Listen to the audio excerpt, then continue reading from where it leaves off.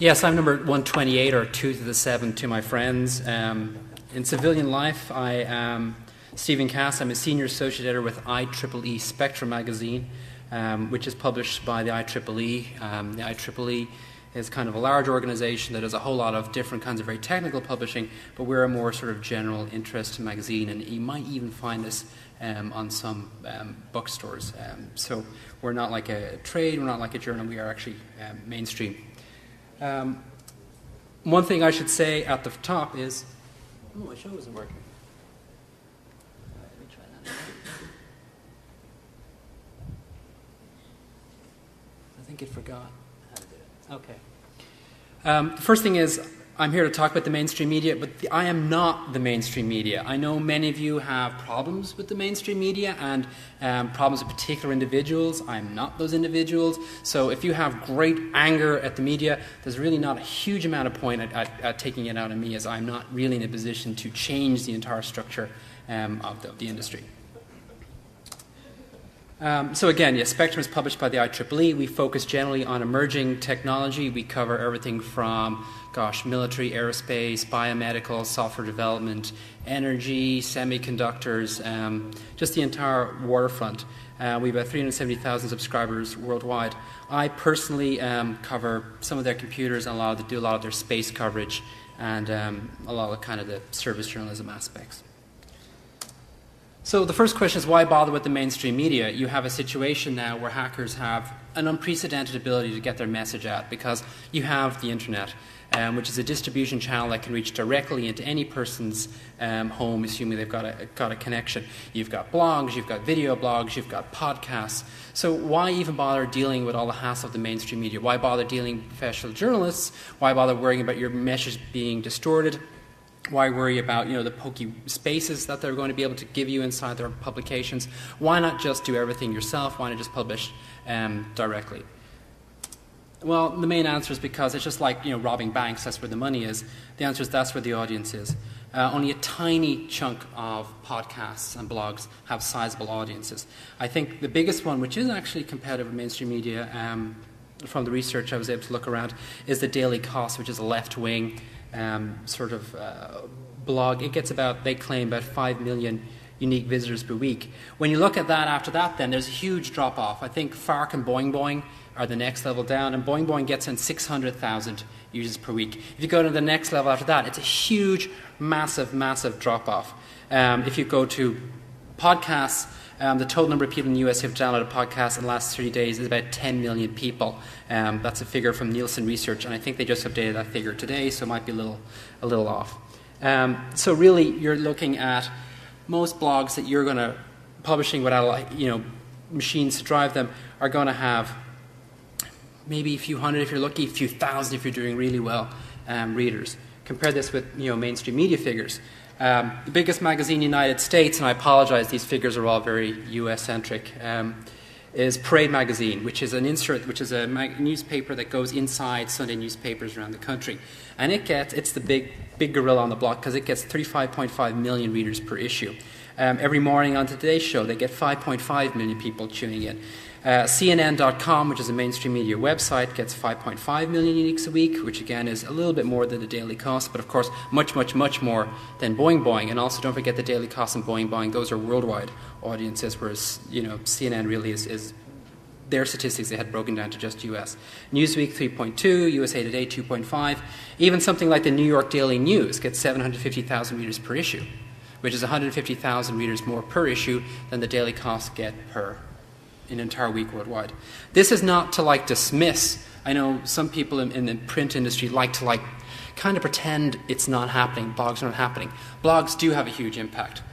They're having a massive impact, actually, mostly on the mainstream media. When blogs do have an impact, like that whole incident where they found out that maybe those Dan Rather memos were being forged, the method how they really reached the masses was via the mainstream media. If you notice, a lot of mainstream media sites, especially newspapers, are becoming more and more like new media stuff. If you saw me around earlier today, you might have seen me dragging a video camera around. Well, that's because when I started working at Spectrum 5 years ago, all I really needed to bring to a conference was a little notepad. Now I've got to bring a still camera and an audio recorder for a podcast. I've got to bring a video camera so I can do vlogs, and this makes going to places a real pain in the butt. But we have become more like new media. And in the same way, very large new media tends to become a lot more like the mainstream media. People become professionalized, people get paychecks, people start worrying where money is coming from. So there's a kind of a continuum between the two. The key to really getting your message across to journalists, that's all said, that's why you should talk to them. Now, what's the best way to talk to them is to really think about what makes professional journalists like myself different from citizen journalists or people who are writing an academic books or people who are doing technical literature. And this goes back to understanding. A lot of people think there's really, if the New York Times wants to write about supernova, that in some way should almost be a kind of a simplified version of a professional academic talking about supernova in a journal. Some people have that idea, and that if it's not done that way, that you're dumbing it down, you're simplifying it, you're bastardizing the science, you're going for newstainment, when in fact you really need to understand that they're radically different creatures. They have very different objectives, they have very different aims, and if you can understand that, first off, you won't get annoyed quite so much when you read the papers, but also you'll understand how to pitch your stories to them when it comes time that you want to put something in front of the mainstream media. The big thing that makes them different from, say, citizen journalists or academic journalists is that their livelihood, my livelihood, depends on lots and lots of people reading something they don't have to read. I've written thousands of words in my lifetime, but not one single person has had to have read those for their job. This contrasts with, say, for instance, material you might find in a journal, where people, if they're involved in a profession, they do have to keep up. If you're in school and you need to read a textbook, you kind of have to read that material, which is often why that material is, often worthy but dull. They are things they have to carry, they will carry. We can't afford to have material that's worthy but dull. Publications which, go down that route very rapidly lose readership. Because readers often say, we want substance, we want information, we want solid material, we want real hardcore stuff that we can really sink our teeth into. The problem is that's what readers say, but actually it turns out then that those are publications that get put aside for further study at a later point and never actually get read. We're really interested in stuff that gets read. So I hate the word that, some people try to say they excuse terrible excesses in the media by saying, well, it has to be entertaining. They use that reason that nobody has to read what a journalist puts out. Very, very few people have to read the New York Times for their job. Nobody has to read my publication for their job. And they use that as an excuse to say, well, we have to be entertaining. The truth is you don't have to be entertaining. That's an excuse. But you do have to be compelling. Compelling is the word, which means when a reader comes to your publication or comes to an article in your publication, they are given reasons to read that all the way through to the end. Otherwise, what happens, because there are a lot of things going on in people's lives, they'll give you a few sentences, they may even give you a paragraph or 2 paragraphs, and then if they don't really feel they're being pulled through the article, they'll stop. Or if you have a great start and then you go off into the garden weeds and they don't understand why they're reading or it becomes boring, they just stop because they don't have to read it. There are many other things that they might have to read for professionally, but most of what mainstream journalists do is not included in that group. So one of the best ways to make articles compelling is to use a trick, very old school trick, and that's to make articles into stories. And in fact, this is done so often that the word story is often synonymous with article. I wrote a story today. Did you see that story in the newspaper? But stories are very specific type of articles, and stories have a very specific relationship with reality. Stories have narratives, beginning, middle, and an end. This is a dramatic structure that when your brain sees it in an article, you recognize that structure, and knowing there's going to be, after the beginning, a middle, and an end, it pulls you through the article. It keeps you reading. They also have to be novel. Usually, most of us are writing news. We need kind of stuff that's fresh and interesting. So here's the thing: we are looking for stories. When we go out into the world to look for things to report on, we're looking for that subset of reality that happens to fit a narrative structure, which is not everything. Everything gets covered by academic stuff and technical literature and so on. We are only interested in that subset of things which already fit or can be made to fit into a narrative structure.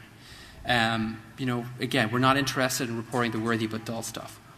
So there's a lot of reality that just does not cut it from a journalist's standpoint. So a little bit more about narratives. Narratives can be character-driven or plot-driven. A profile, for example, is mostly character-driven. It's about a person. But even within a profile, you'll see plot. You'll see a dramatic arc. You'll see the person had a challenge to overcome. Something happens to them. There's something interesting.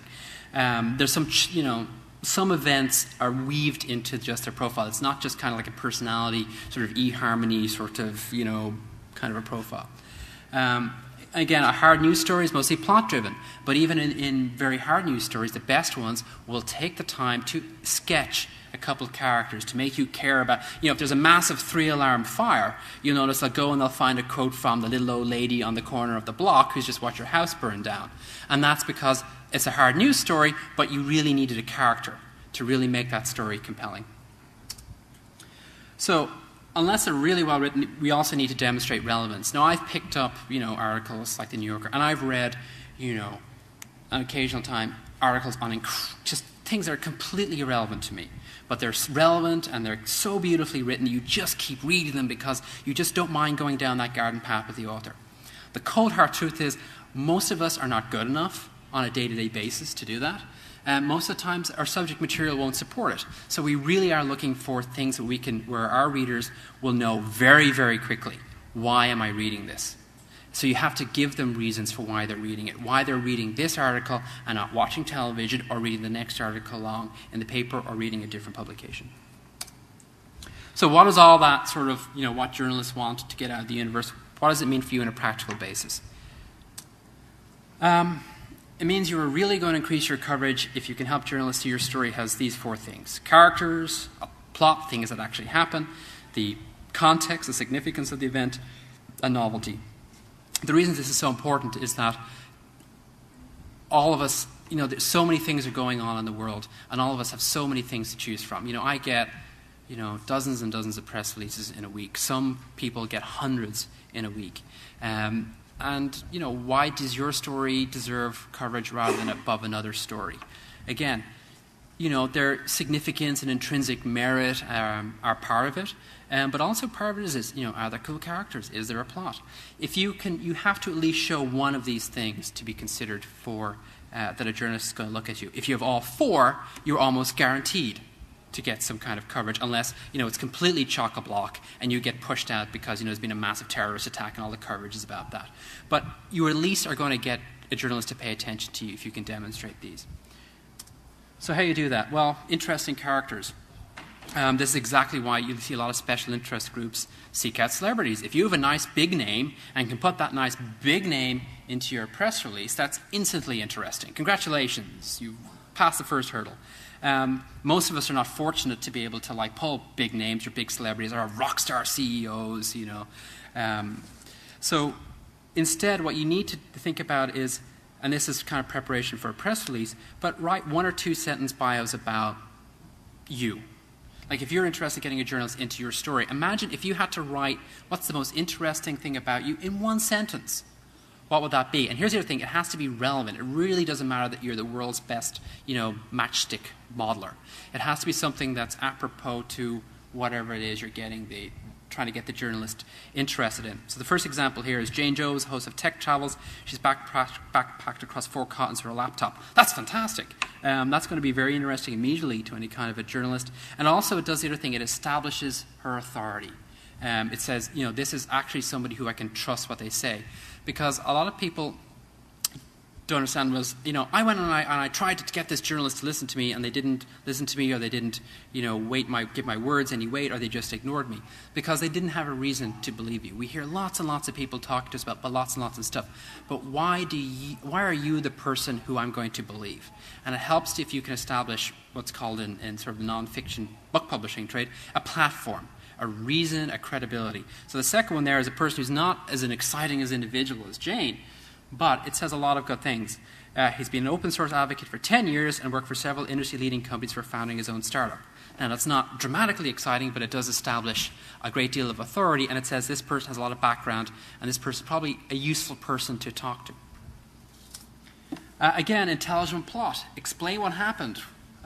You have to, if you're talking about making a press release, or you're talking about you're trying to report, that something terrible happened to you, and you've got to explain it. You've got to connect the dots. You cannot, do ...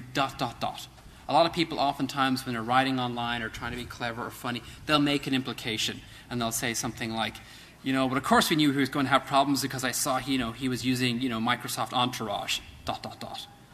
Now that may actually mean something to you guys, but it will mean absolutely nothing to a journalist. A journalist doesn't know most of the time to connect that little insinuation that maybe Microsoft Entourage is not the most reliable product that you might think. You have to be explicit, and you don't try to be clever. Just write things in very simple, straight prose. This happened, that happened. Don't try to be clever.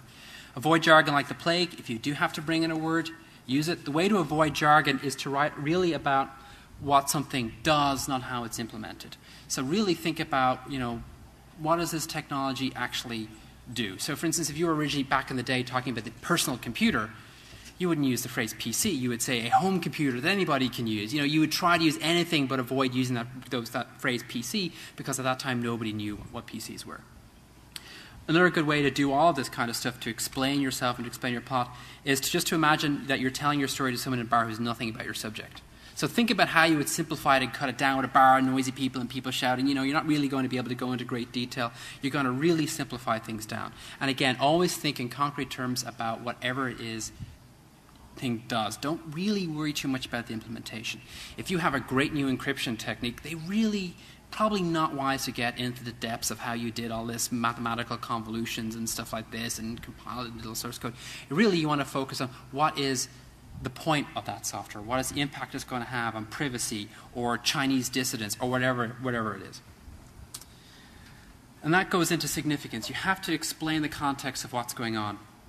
And here, and we'll talk a little bit about how you do this research later, it really helps to understand what a journalist's target audience is. And the context of what you're talking about can shift depending on who you're talking to. In an unfriendly world, this can be called spin. But it's actually a really useful way of getting your point across to a specific audience. So here we have the example that there's a new media technology that may or may not violate the DMCA. If you were talking to me as a tech journalist, I probably would be interested in the technology and how all the bits and pieces work and how this happened. But if you were talking to, say, somebody from the Wall Street Journal, probably not the first thing you want to lead off on. If you weren't going to, you'd say, well, this technology has just come along and really important because we think that people in America are not going to be able to use this technology, but everybody else is, so maybe it's going to damage America's global competitiveness. If you were talking to a mainstream, say somebody from the Village Voice, you might say, well, we're concerned the DMCA is going to limit First Amendment rights.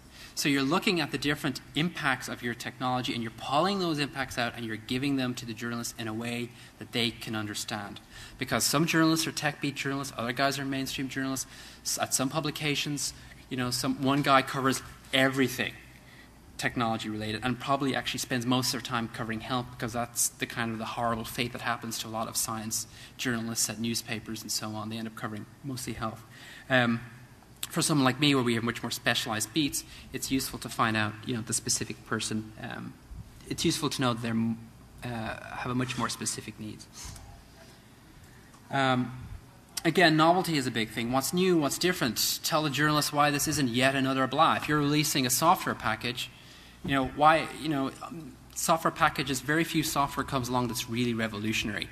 Very few of us get to release the first web browser. Very few of us get to release the first spreadsheet. So if you're releasing a piece of software, you really need to explain what makes this different, what makes it not so much an incremental advance over everything that has gone before. If you're releasing, that's what the Firefox people did very, very well.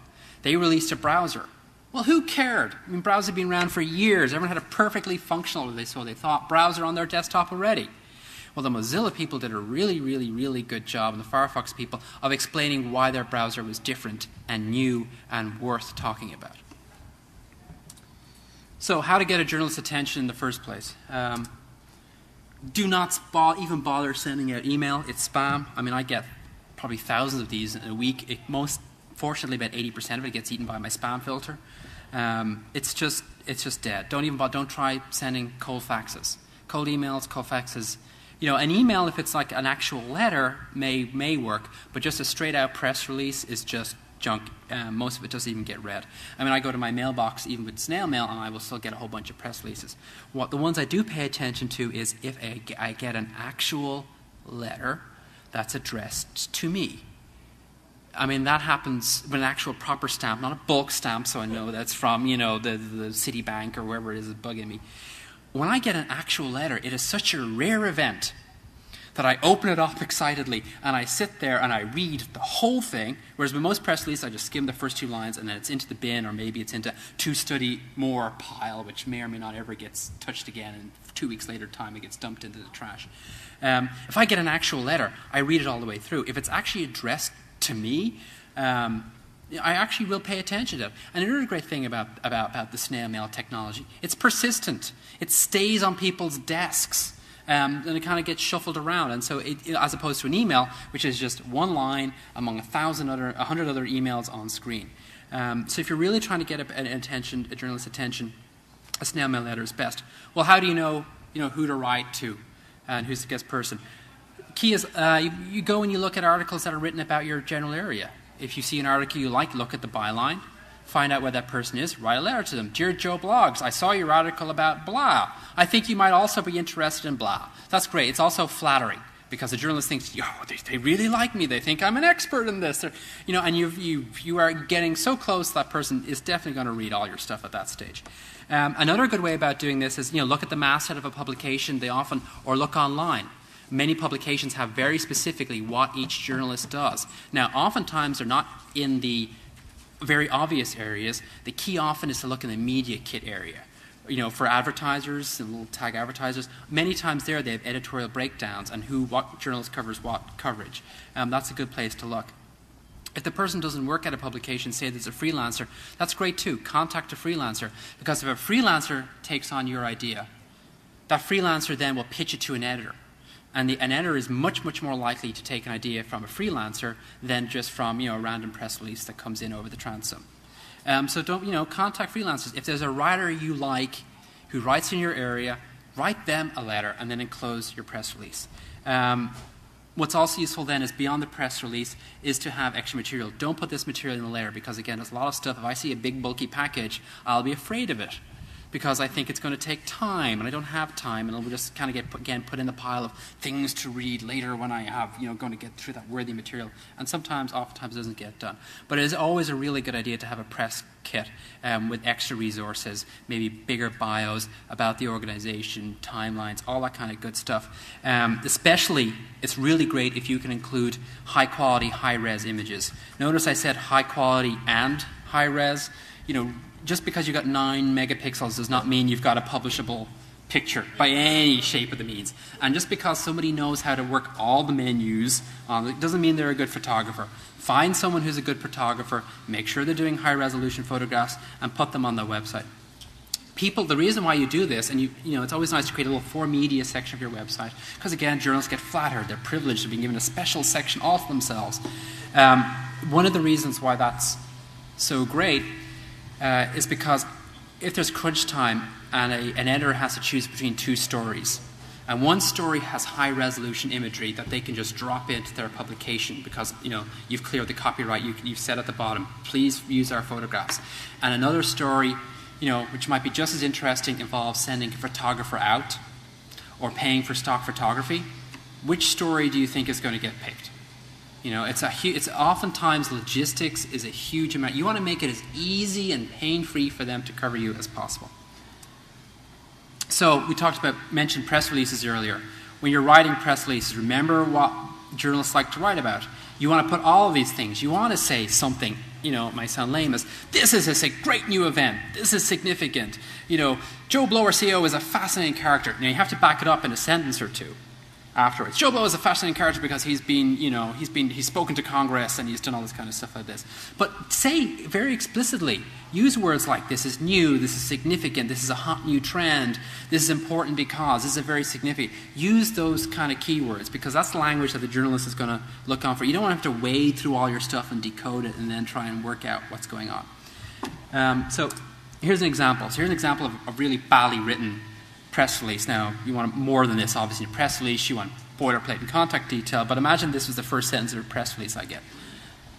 Trogdor Foundation is protesting the FCC's decision to ban encryption of ultra-wideband radio communication. I'm already asleep by the end. And also, it uses jargon. It doesn't really tell me, this is just, yeah, whatever. Now, if I happen to really know about the FCC decision, I might pick up on it, but I'm unlikely to. A much better way of writing that would be, again, see here, I haven't even mentioned ultra-wideband technology. I haven't even used the jargon. I've just gone to focusing on what the technology does and what its impact. Soon, anyone could snoop on your email or phone calls thanks to a decision yesterday by the FCC that bans technology used to protect privacy in next-generation wireless devices. I use bans, which is a good action word. I use the magic phrase, next generation. It's novelty, it's fun, it's all going forward. And then finally go again, more action. The Trogdor Foundation is letting citizens who are concerned voice their opinions by launching an online petition. So that's much more dynamic. It's told the journalist a lot more about it. It's told the journalist the significance. Now, probably in the next couple of paragraphs in that press release, you would want to bring in the phrase ultra-wideband. But right now, you've told the journalist about its significance. You've told them about what's happening. And you've told them that it's all novel and new. Don't forget the boilerplate. You need more than just an email address. If you're serious about doing press, you really need to have, look at actual press releases. They usually have a little one-line bio about anybody who's mentioned in the press release. They will have a little blurb about the organization that's sending out the press release, which is usually 3 or 4 lines. They will have contact details. They will have oftentimes a dedicated email address, press at blah, blah, blah, which is a great thing to do. And they also back that up by having a person dedicated to monitoring that channel. They also have the phone numbers. I know everybody loves email, but when I just get a press release that just has a phone number, just has an email as a press contact, it's not great, because many times I'm on deadline. I don't want to send an email off into the void and get back. Many times I want to just be able to lift the phone and talk to somebody and get a sense of what's going on immediately. It's really important to have a telephone number. Journalists like that ability to call up and reach out and touch someone. So you need a phone number. You need to, if you do just have email, you need to be sure that you're getting back to any kind of queries on that, during the day within an hour. Also, press release is 1 page only. If you need more material, it goes into your media kit. So say you have an event, you've got a march, you've got a press conference, you've got something going along. How do you get journalists out of their warm, comfortable offices or cubicles out into the treacherous place where the Daystar burns down to wherever you're going? Great thing to do is bribery. Simple bribery. If I have the choice of we'll just let it die.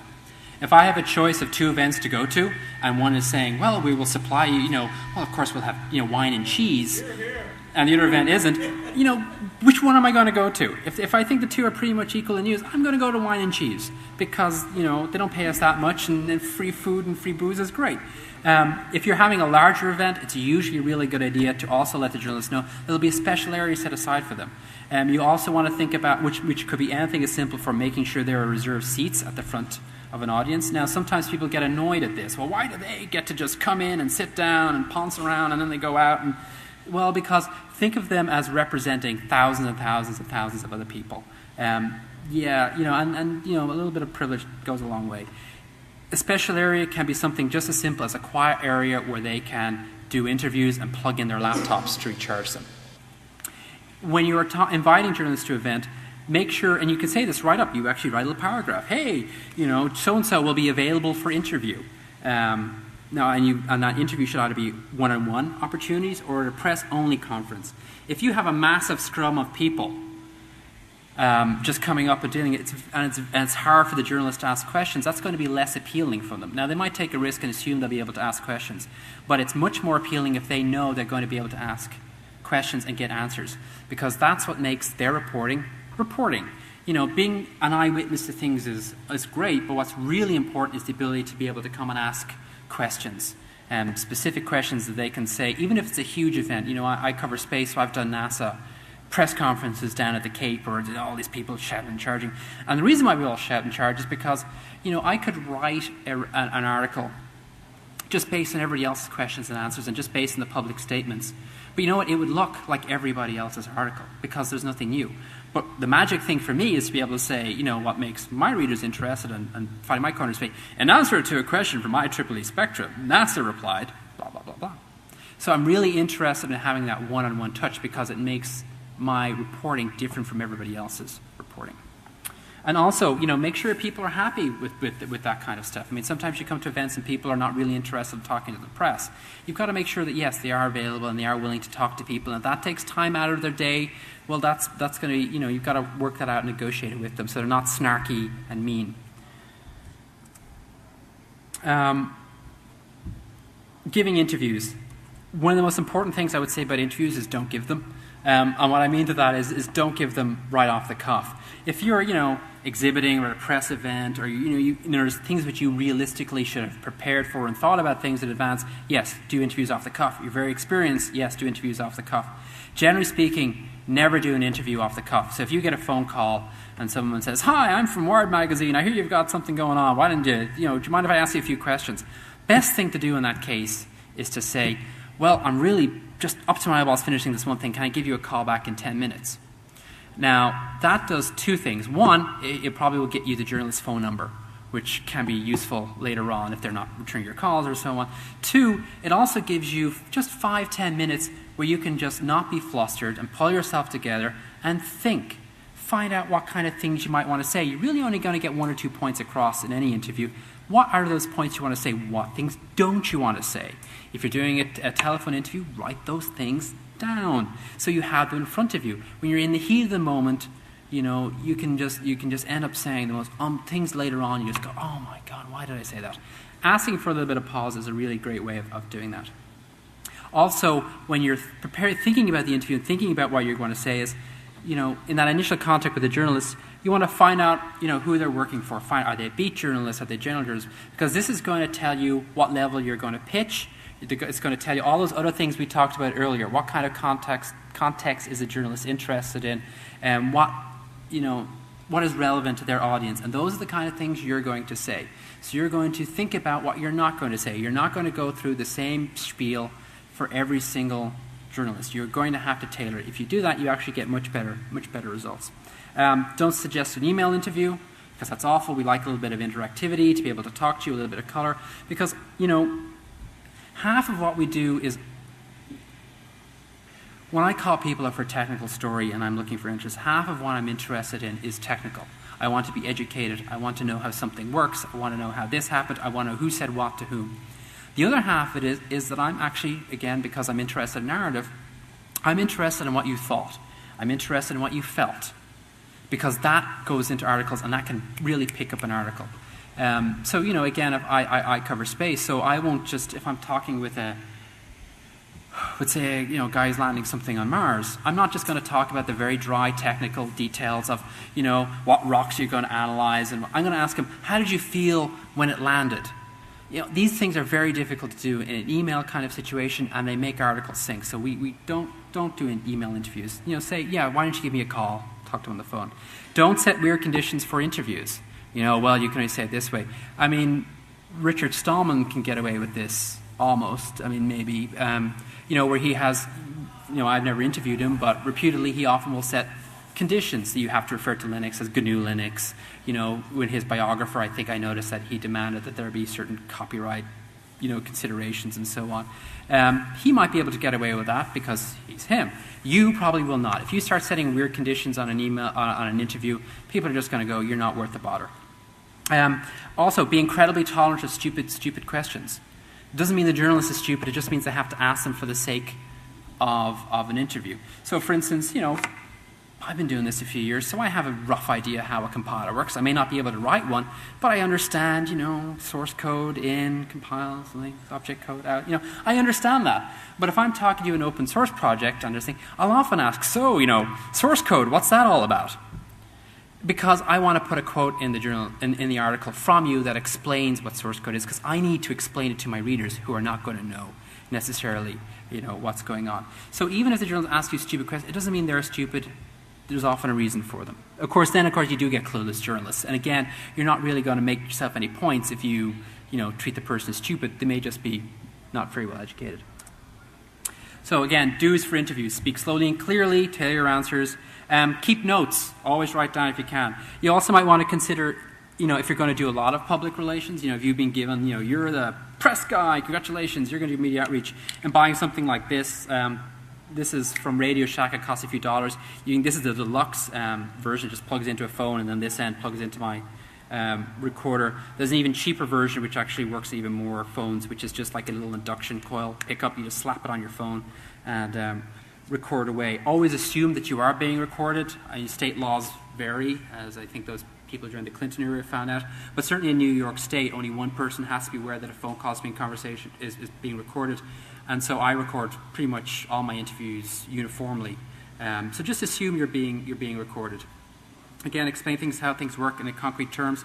Sometimes people, again, technical people, get very annoyed, and they think it's doing horrible things to simplify something. They want to explain all the nuances and all the gray areas and everything to set the record straight and to make sure everything is understood.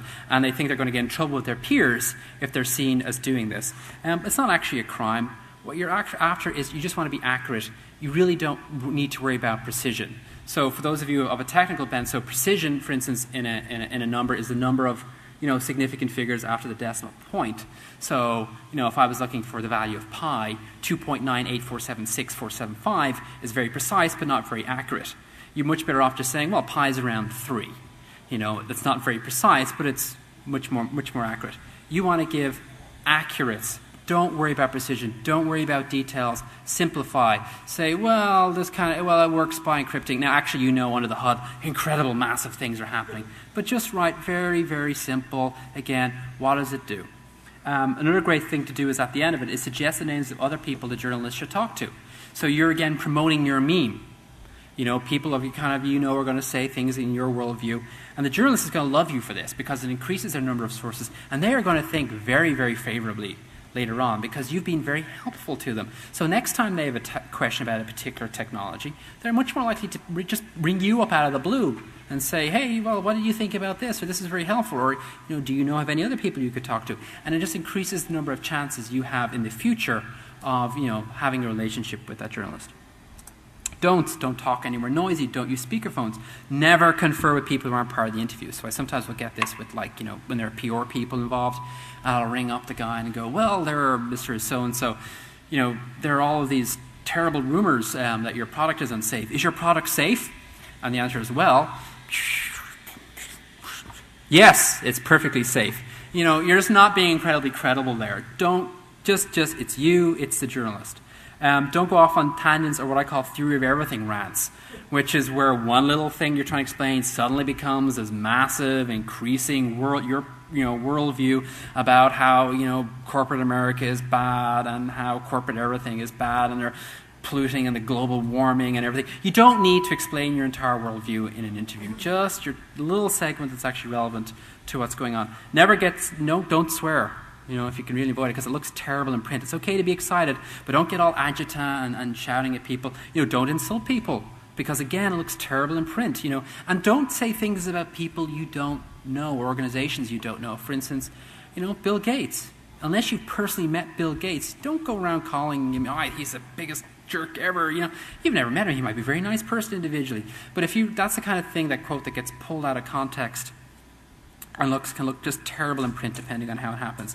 The good rule of thumb to obey is assume that everything you say, imagine everything you ever said in that interview is going to end up in print. Would you really want every single word to be in print? I mean, that's the way you should think about it.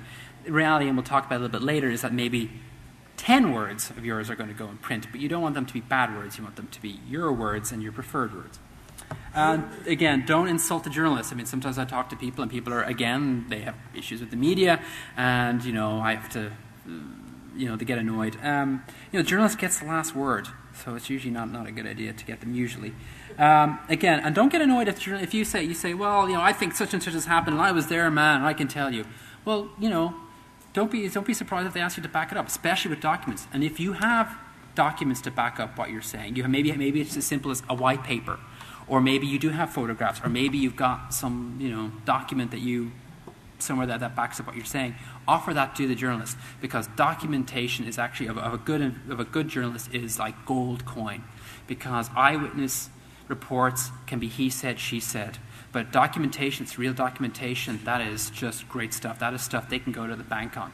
If you have documentation, offer it to them.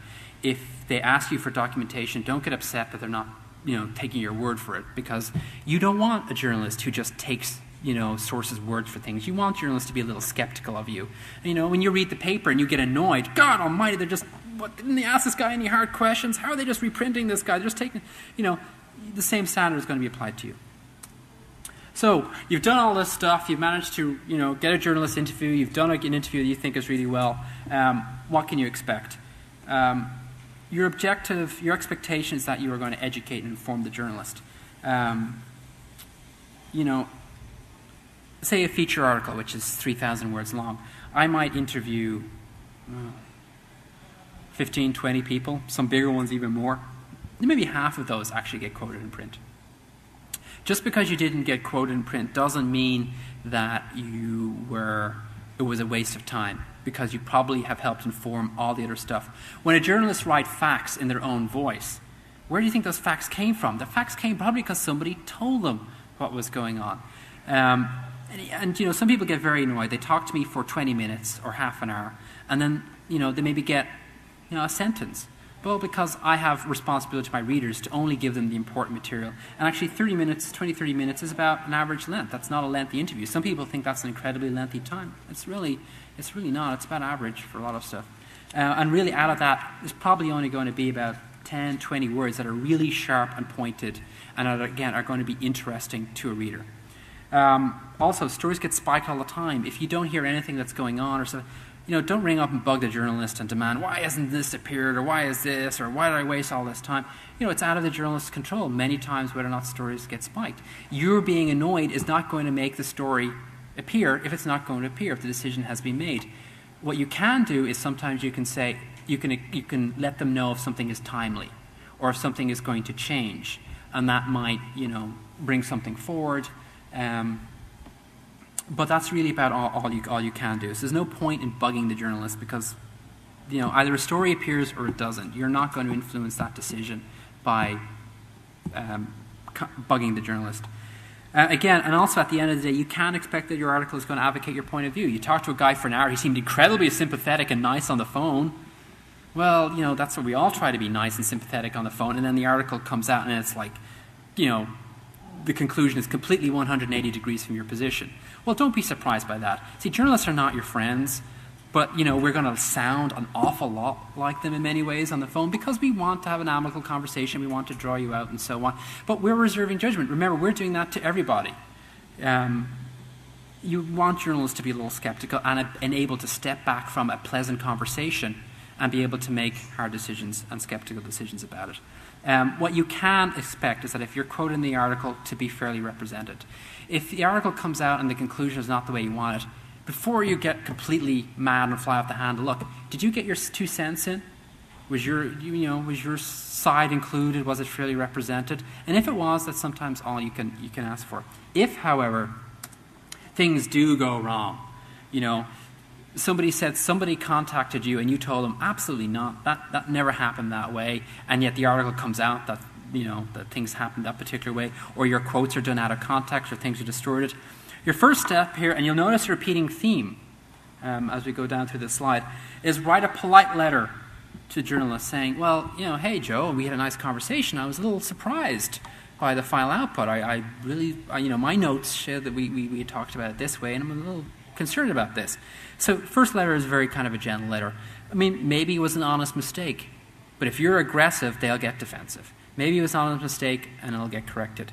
If the journalist kind of blows you off and is not paying attention, then the next step is write a polite letter to the editor. Hey, I tried to talk about him about it, but I haven't heard back from him, and we have this problem, and I can back it up. And oh, by the way, at this stage, if you want, I have a recording of the conversation, by the way. So you're backing up your assertion. If that doesn't work, then you go on to the publisher, and you can write a letter to the publisher. At some point, though, it's often it's not worth it pursuing past a certain point, because actually there's no real legal obligation on them to print a correction or so on. You really are, if you're looking for a correction, you kind of ask them to do it out of the goodness of the heart because they want to maintain their reputation as a reputable news organization and so on. But, unless they have done something illegal, they've slandered, they've libeled you, you don't have a huge amount of legal redress. They're not compelled to do it. So you catch more flies with honey than vinegar if something has gone wrong. Gosh, I think that's about it. So, any questions? There's a handout floating around somewhere which has most of these points summarized. Any questions? If you come up to the mic, it's because they made us say you had to come up to the mic. Oh, yeah. Sorry, and just before we start, though, I have a whole bunch of back issues that you guys might be interested in here, and I have 2 very exciting, just fresh from the embroiderer, hats. So, who can tell me what IEEE 1003 is the standard for? You don't know? Nobody has a laptop? Fired up for Google? No, that's 1394. POSIX, yes. Oh, the green one or this one? Oh, that's the navy one. Okay, and maybe not an easier one. 802.3. No, it's 802.11. 802.3. Ethernet, yes. Okay, sorry, there was a question? Or has it given up? The person given up? No? I didn't have a question so much as just a couple of comments, if that's okay. Sure. Just bear in mind this slide here, where I'm not all these people. So. I would just say, as a journalist, the comment about the food cannot be taken too lightly. Seriously, journalists work hard and they're very hungry, and if you give them food as opposed to not, there's a much better chance they will show up. Remember I said those 4 things you have to have, novelty and special characters? Actually, many times all you need is booze and food, and that can be enough. He's not lying, people, seriously. We're just, yeah. As the staff photographer for my school's newspaper, I can attest that there's a reason why we're known for having food in our office. Mm-hmm. Newsmen like food. Yes, yeah, no, it's true. You can't argue with that. One of the things, and I'm just offering a little advice here, and that is if you're going to pitch a reporter on a story and they haven't solicited your input on it, if you're just blind pitching a story, a really good idea is to do a little bit of research on the reporter to find out what they've written about, what their expertise is, and most importantly, whether or not they've covered the subject that you're pitching them on. Because you will insult them and they will never talk to you again if you try to pitch them on something they broke or something that they've written extensively about, and you approach them like they don't know anything about the issue. The other thing, I guess I would just take a little bit of contention with what you said, and that is that, again, it's an opportunity thing. If you have the opportunity and you have an exclusive, you are offering a journalist something that is of high news value, it is a really good idea to set the terms of the and I can't believe I'm saying this because as a journalist, I should have said. I actually don't want to do that. No, you're actually right. I think I may have had I think I said weird. Don't set weird conditions. No. But it's okay to set the terms of an interview. I actually agree with you. It's okay to say I can give you half an hour, or I can say I can really talk about this, but I can't really address such and such and such. Or and such. If you want to use a quote of mine, I'd ask it if you would just read it back to me or email it back to me or something which goes into source review, which I didn't talk about, but as a lot of science journalists will do source review, which means you'll get back either just your quotes or maybe a chunk of the article. That's a great opportunity to just make sure everything is okay. It's not an opportunity to rewrite history, but many of them will do source review, and you can say, I would really appreciate seeing my comments. And a lot if it's some of the general guys will balk at this, but actually most guys will probably do it. That's a fair request. It is actually a fair request. You're entitled. It's not to a weird condition. It is. You save yourself a lot of that's not what I said. Yeah. And you have fewer. I had a bad experience with journalist type experiences. And the couple of things I would just say, if you're speaking on a topic that you know a lot about and you venture into an area you don't know a lot about, don't say more than you know. and when that and that applies to not just areas of knowledge, but areas of whatever, whether it be incidental knowledge or what's going on. And then the last thing I would say is, back up your point 100%. I would say I probably spend, I would say only about 40% of the stories that I actually spend a lot of time on actually make it into print. Yeah. And just because somebody spent a lot of time with you on the phone is no guarantee that they're going to make out with you at the end of the night. No, I mean, it's just... Yeah, I know, that's great, and I'm glad that's your experience too. I mean, if you search for my name in Google, you will probably find somebody from the surveillance camera players of New York who was very, very aggrieved that I had talked to him and then he didn't appear in the print. Whereas in fact, that's kind of par for the course, actually. Yeah, it's a lot. Anyway, okay. Brian Krebs with WashingtonPost.com. Oh, okay. Well, I mean, we can chit chat. Any other questions? No, Bueller. Oh, yay. Yeah, so I'm not sure how often this happens, but what should you do if you do get a journalist who has decided that he or she is actually going to spin something against you? Again, it's a matter of, you always have the option not to talk to a journalist. I mean, that's if you are like looking. When the journalist first contacts you and you again, it's always a good idea to research that journalist a little bit. And if you've seen all this other stuff, it's just, very slanted in a way that you don't like, well then, make an excuse and don't talk to that particular journalist. If you've already talked to them and they seem to be really distorting what you've said, again, that's where it's really useful to have taken notes during any interview you've done, ideally record them, because then that's something you can go to their superiors and say, look, they said X, Y, and Z, and if you listen to the full conversation, it's clearly out of context.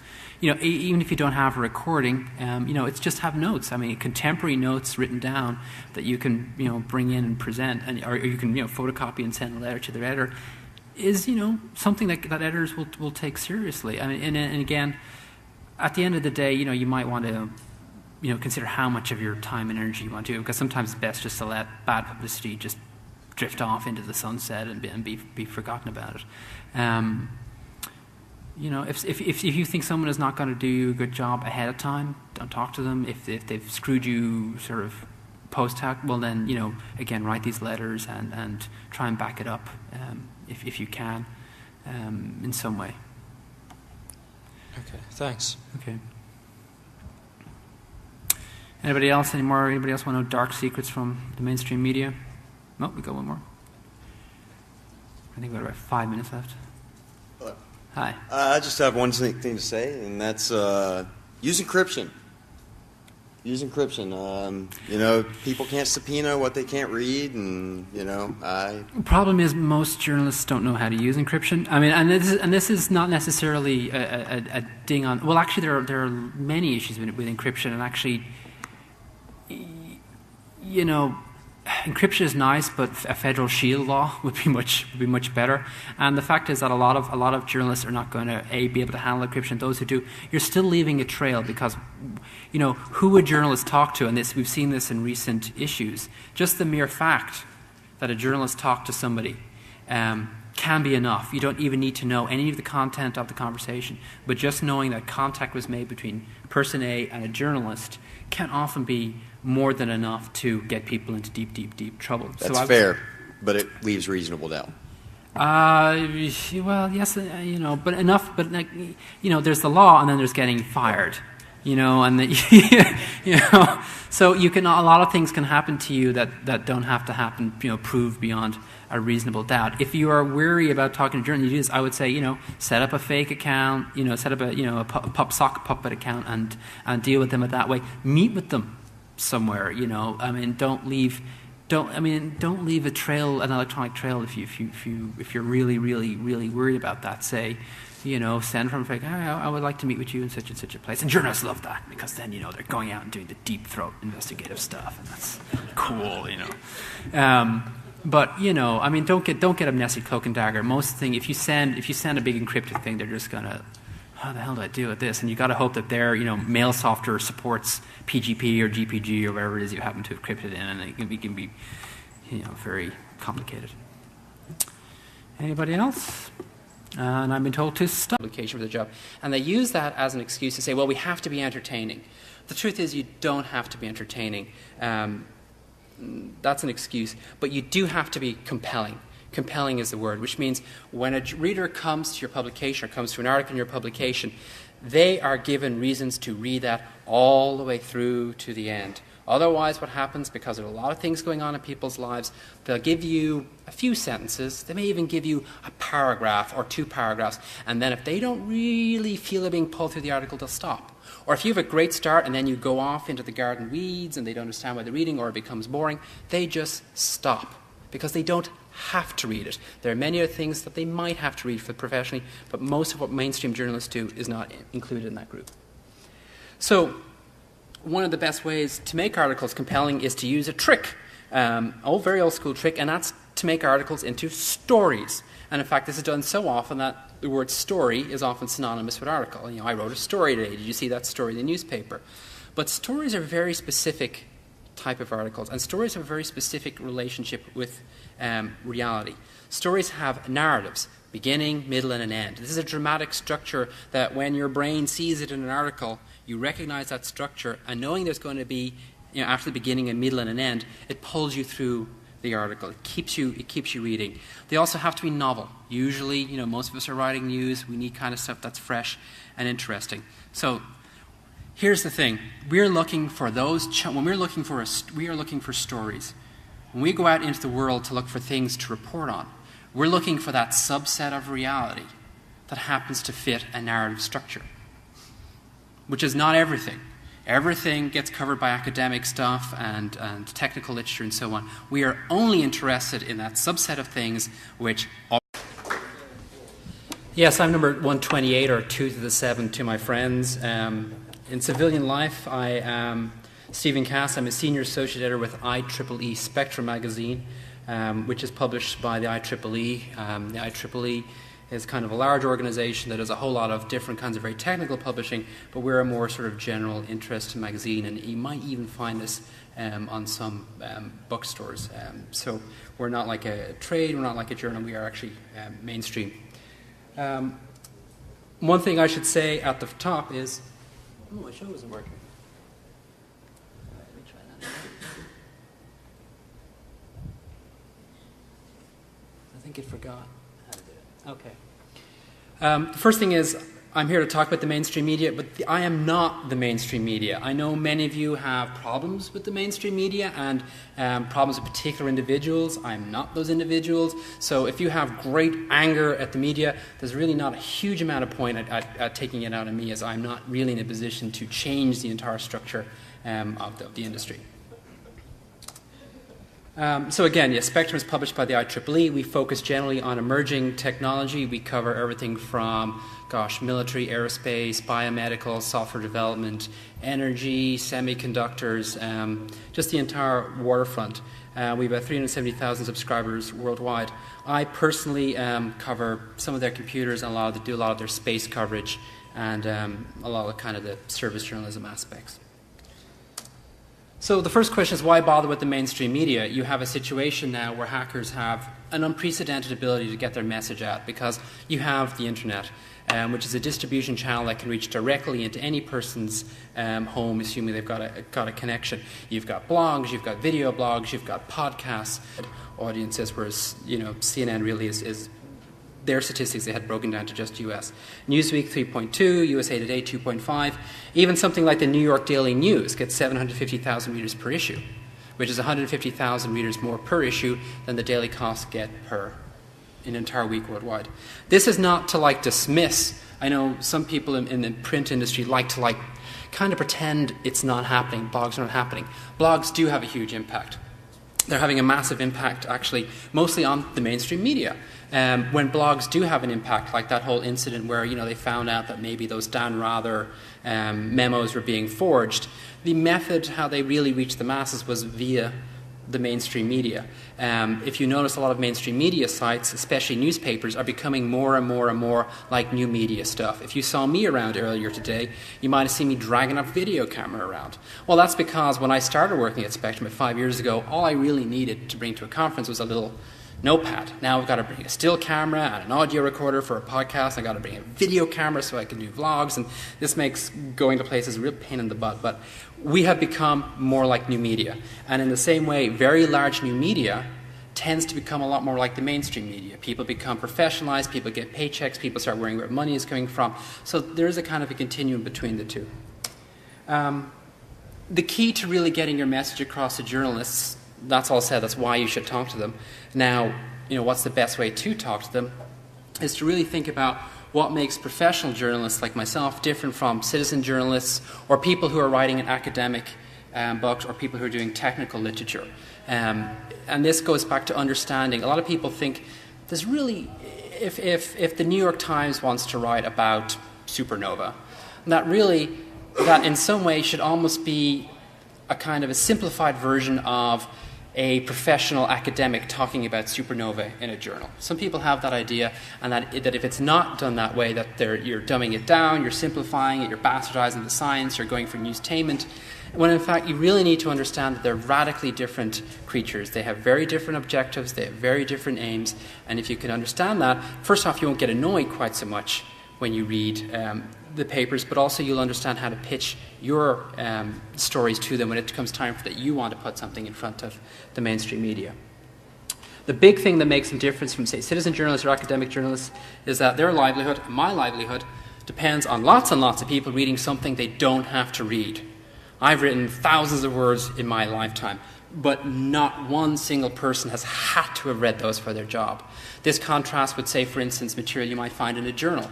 Where people, if they're involved in a profession, they do have to keep up. If you're in school and you need to read a textbook, you kind of have to read that material, which is often why that material is, often worthy but dull. They are things they have to carry, they will carry. We can't afford to have material that's worthy but dull. Publications which, go down that route very rapidly lose readership. Because readers often say, we want substance, we want information, we want solid material, we want real hardcore stuff that we can really sink our teeth into. The problem is that's what readers say, but actually it turns out then that those are very rapidly those are publications that get put aside for further study at a later point and never actually get read. We're really interested in stuff that gets read. So I hate the word, some people try to say they excuse terrible excesses in the media by saying, well, it has to be entertaining. They use that reason that nobody has to read what a journalist puts out. Very, very few people have to read the New York Times for their job. Nobody has to read my book. So why even bother dealing with all the hassle of the mainstream media? Why bother dealing with professional journalists? Why bother worrying about your message being distorted? Why worry about the pokey spaces that they're going to be able to give you inside their publications? Why not just do everything yourself? Why not just publish directly? Well, the main answer is because it's just like robbing banks. That's where the money is. The answer is that's where the audience is. Only a tiny chunk of podcasts and blogs have sizable audiences. I think the biggest one, which is actually competitive with mainstream media, from the research I was able to look around, is the Daily Kos, which is a left-wing blog. It gets they claim about 5 million unique visitors per week. When you look at that after that, then there's a huge drop-off. I think Fark and Boing Boing are the next level down, and Boing Boing gets in 600,000 users per week. If you go to the next level after that, it's a huge, massive, massive drop-off. If you go to podcasts, the total number of people in the US who have downloaded podcasts in the last 30 days is about 10 million people. That's a figure from Nielsen Research, and I think they just updated that figure today, so it might be a little off. So really, you're looking at most blogs that you're going to publishing without machines to drive them are going to have maybe a few hundred if you're lucky, a few thousand if you're doing really well readers. Compare this with mainstream media figures. The biggest magazine in the United States, and I apologize, these figures are all very US-centric, is Parade Magazine, which is a newspaper that goes inside Sunday newspapers around the country. And it's the big gorilla on the block because it gets 35.5 million readers per issue. Every morning on Today's Show, they get 5.5 million people tuning in. CNN.com, which is a mainstream media website, gets 5.5 million uniques a week, which again is a little bit more than the Daily Kos, but of course much, much, much more than Boing Boing. And also don't forget the Daily Kos and Boing Boing, those are worldwide.